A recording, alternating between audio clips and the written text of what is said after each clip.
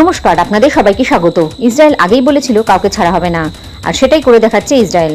বাবার পাশাপাশি লেবাননে ইসরায়েলি এয়ার স্ট্রাইকে হিজবুল্লাহর নেতা হাসান নাসরুল্লাহর মেয়ে জেহেনাবের মৃত্যু হয়েছে বলে একটি রিপোর্টে দাবি করা হলো। সংবাদ মাধ্যম চ্যানেলের 12 প্রতিবেদন অনুযায়ী বেইরুটে হিজবুল্লাহর শক্ত ঘাঁটিতে ইসরায়েলের এয়ার স্ট্রাইকে জেহেনাবের মৃত্যু হয়েছে। তবে বিষয়টি নিয়ে ইসরায়েল বা হিজবুল্লাহর তরফে সরকারিভাবে কিছু জানানো হয়নি। শুক্রবার ইরানের মদতপুষ্ট জঙ্গি সংগঠন হিজবুল্লাহর সদর দপ্তরে মুহুর্মুহু হামলা চালিয়েছে ইসরায়েল।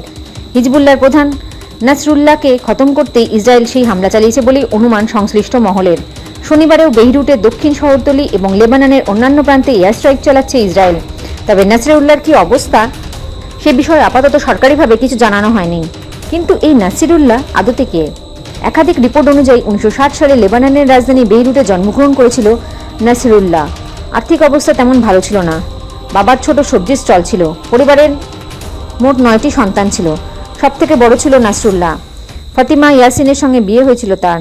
একাধিক সন্তান আছে। মিডল ইস্টে নিউজ এজেন্সির রিপোর্ট অনুযায়ী ইরাকে গিয়ে ধর্মীয় বিজ্ঞান নিয়ে 3 বছর পড়াশোনা করেছিল নাসরুল্লাহ এবং সিয়াদের উপরে সাদ্দাম হোসেনের খড়গহস্ত হওয়ার পরে 1978 সালে তাকে বরখাস্ত করা হয়েছিল। তারই মধ্যে ইরাকে মেন্টর আব্বাস আল মুসাবির সঙ্গে দেখা করেছিল। নাসরুল্লাহর বয়স তখন 16। তখন মুসাবির নজরে পড়েছিল। তারপর 1992 সালে মুসাবির মৃত্যুর পর হিজবুলের দায়িত্ব নিয়েছিল নাসরুল্লাহ। 32 বছর ধরে জঙ্গি সংগঠনের মাথায় ছিল। সংবাদ মাধ্যম বিবিসির প্রতিবেদন অনুযায়ী 1992 সালে জঙ্গি সংগঠনের মাথায় যখন বসেছিল নাসরুল্লাহ, তখন তার বয়স ছিল 32।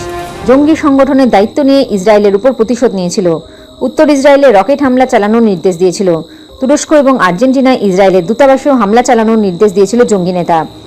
মার্কিন সংবাদ মাধ্যম নিউ ইয়র্ক টাইমসের প্রতিবেদন অনুযায়ী ইসরায়েলের বাহিনীর সঙ্গে লড়াইয়ের সময় 1997 সালে সেপ্টেম্বরে নাসরুল্লাহ বড় ছেলে হাদির মৃত্যু হয়েছিল। সে সময় হাদির বয়স ছিল 18।